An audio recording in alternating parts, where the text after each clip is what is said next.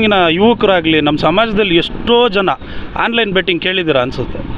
Sir, online betting ಯಾವ ಥರ ಆಗ್ಬಿಟ್ಟಿದೆ ಅಂದರೆ ಎಷ್ಟೋ ಜನ ತಮ್ಮಗಳ ಮನೆಗಳು ಮಾರ್ಕೊಂಡಿದ್ದಾರೆ, ಮಠ ಮಾರ್ಕೊಂಡಿದ್ದಾರೆ, ಹೆಂಡ್ತಿ ಮಕ್ಕಳು ಅಪ್ಪ ಅಮ್ಮನ್ನ ಎಲ್ಲರನ್ನೂ ಬೀದಿಲಿ ನಿಲ್ಲಿಸಿದ್ದಾರೆ, ಅವ್ರ ಖುಷಿಯೆಲ್ಲ ತಿಂದಿದ್ದಾರೆ. ಇಷ್ಟು ಆನ್ಲೈನ್ ಗೇಮ್ಗಳನ್ನ ನೀವುಗಳೇ ಇನ್ನೂ ಪ್ರಮೋಟ್ ಮಾಡ್ತಾ ಇದ್ದೀರ ಹೊರತು ಇದ್ರ ಬಗ್ಗೆ ನ್ಯೂಸ್ ಮಾಡಿ. ಇದ್ರ ಬಗ್ಗೆ ನ್ಯೂಸ್ ಮಾಡಿದ್ರೆ ಜನಗಳಿಗೂ ಒಳ್ಳೇದಲ್ವ? ಅದಿರಲಿ. ಇನ್ನೂ ಹೇಳ್ಬೇಕಂತ sir, police station hospital, court, ಇದೆಲ್ಲ ಅಂದರೆ ಜನಕ್ಕೆ ಏನಿರ್ಬೇಕು ಹೇಳಿ? ಒಂದು ಧೈರ್ಯ ಇರಬೇಕು. ನನಗೇನಾದರೂ ಆದರೆ ಪೊಲೀಸರು ಇದ್ದಾರಪ್ಪ, ನನಗೇನು ದೊಡ್ಡ ರೋಗ ಬಂದರೂ ಹಾಸ್ಪಿಟ್ಲ್ ಇದೆಯಪ್ಪ, ನ್ಯಾಯಾಲಯ ಇದೆಯಪ್ಪ. ಬಟ್ ಜನಗಳಲ್ಲಿ ಓಕೆ ಎದುರ್ಕೊಳ್ತಾ ಇದ್ದಾರೆ, ಆ ಸಿಚುವೇಶನ್ ಇದೆ. ಇದ್ರ ಬಗ್ಗೆ ನ್ಯೂಸ್ ಮಾಡಿ.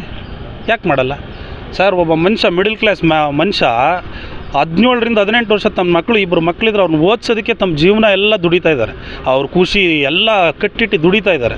ಇದ್ರ ಬಗ್ಗೆ ನ್ಯೂಸ್ ಮಾಡಿ. ಪ್ರೈವೇಟ್ ಸ್ಕೂಲವ್ರು ಮಾಡ್ತಿರೋ ದರೋಡೆಗಳು ಸುಮಾರಿದೆ, ಅದ್ರ ಬಗ್ಗೆ ನ್ಯೂಸ್ ಮಾಡಿ. ಇದೆಲ್ಲ ಯಾವುದು ಕಾಣಿಸಲ್ವ? ಅಷ್ಟೇ ಅಲ್ಲ ಸರ್, ಇನ್ನೂ ಹೇಳ್ಬೇಕಂದ್ರೆ ರೈತರು ಇವತ್ತು ಎಷ್ಟು ಕಷ್ಟದಲ್ಲಿದ್ದಾರೆ. ಇಂಡಿಯಾ ಇವತ್ತವರೆಗೂ ಬರೀ ಮುಂದುವರಿಯುತ್ತಿರೋ ದೇಶ ಅಂತ ನಮ್ಮ ಅಪ್ಪನ ಕಾಲದಿಂದನೂ ಹೇಳ್ತಾನೇ ಇದ್ದಾರೆ. ಈ ಥರದ ಬಗ್ಗೆ ಎಲ್ಲ ನ್ಯೂಸ್ ಮಾಡಿ.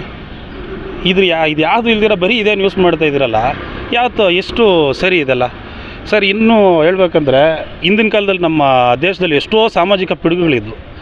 ಈ ಸತಿ ಸಹಗಮನ ಪದ್ಧತಿ, ವಿಧವಾ ವಿವಾಹ ಪದ್ಧತಿ, ಏನೇನೋ ಇದ್ವು ಸರ್. ಅದ್ರ ವಿರುದ್ಧ ಹೋರಾಡಿದವರೆಲ್ಲ ಇವಾಗ ರಾಜಾ ರಾಮಮೋಹನ್ ರಾಯ್ ಇರ್ಬೋದು, ಡಾಕ್ಟರ್ BR ಅಂಬೇಡ್ಕರ್ ಅವ್ರು ಇರ್ಬೋದು, ಸ್ವಾಮಿ ವಿವೇಕಾನಂದರು ಇರ್ಬೋದು, ಮಹಾತ್ಮ ಗಾಂಧೀಜಿ ಅವ್ರು ಇರ್ಬೋದು, ಮದರ್ ತೆರೇಸಾ ಅವ್ರು ಇರ್ಬೋದು, ಈ ಥರ ಸುಮಾರು ಜನ ಹೋರಾಡಿದ್ದಾರೆ. ಅಂಥವ್ರನ್ನ ಇವತ್ತು ಯಾರು ಹೋರಾಡಿದ್ಕೋಸ್ಕರ, ಅವ್ರು ಯಾರು ದುಡ್ಡುಗೋಸ್ಕರ ಓಡಾಡಲಿಲ್ಲ, ಇಲ್ಲ ಯಾವುದೋ ಒಂದು TRPಗೋಸ್ಕರ ಓಡಾಡಲಿಲ್ಲ. ಅವರೆಲ್ಲ ಸಮಾಜನ ಬದಲಾಯಿಸಬೇಕು ಅಂತ ಹೋರಾಡಿದ್ರು. ಹಾಗಾಗಿ ಇವತ್ತು ಅವ್ರನ್ನ ಎಲ್ಲರನ್ನೂ ಗಣ್ಯರು, ಮಹನೀಯರು ಅಂತ ಪೂಜಿಸ್ತಿದ್ದಾರೆ. ನೀವು ಆ ಜಾಗದಲ್ಲಿದ್ದೀರಾ, ನ್ಯೂಸ್ ಚಾನಲ್ ಅವ್ರು ಇವತ್ತು ನೀವು ಆ ಜಾಗದಲ್ಲಿದ್ದೀರಾ. ನೀವು ಮನ್ಸು ಮಾಡಿದ್ರೆ ಏನು ಬೇಕಾದ್ರೂ ಬದಲಾಯಿಸ್ಬೋದು, ಜನಗಳನ್ನ ಜಾಗೃತಿ ಮಾಡಿಸ್ಬೋದು. ಅದನ್ನೆಲ್ಲ ಮಾಡಿ ಸರ್. ದಯವಿಟ್ಟು ನ್ಯೂಸ್ ಚಾನಲ್ ಅವರು ಸ್ವಲ್ಪ ಸಣ್ಣ ಪುಟ್ಟ ವಿಷಯಗಳನ್ನೆಲ್ಲ ಬಿಡಿ, ಇಂಥ ವಿಷಯಗಳಿಗೆ ಕಾನ್ಸಂಟ್ರೇಟ್ ಮಾಡಿ. ಜನ ನಿಮ್ಮನ್ನು ಒಳ್ಳೆ ಜಾಗದಲ್ಲಿ ಇಡ್ತಾರೆ, ನಿಮ್ಮನ್ನು ದೇವರು ಅಂತ ನೋಡ್ತಾರೆ. ಆ ಕೆಲಸ ಮಾಡಿ ಸರ್, ದಯವಿಟ್ಟು.